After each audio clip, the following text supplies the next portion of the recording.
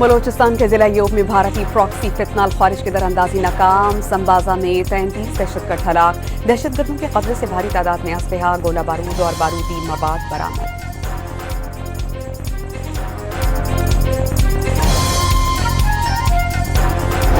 मुल्तान में बाप ने बेटी 3 नवासों और नवासों को कत्ल कर दिया। पुलिस को रिश्ते के तनाज़े पर वारदात का शुबा।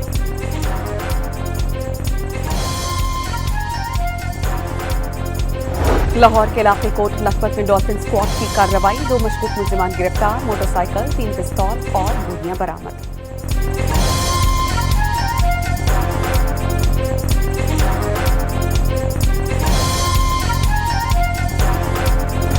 वेस्ट इंडीज के खिलाफ पहले वनडे में पाकिस्तानी बैटर हसन नवाज का डेब्यू। कप्तान ने टॉस जीतकर पहले फील्डिंग का फैसला किया।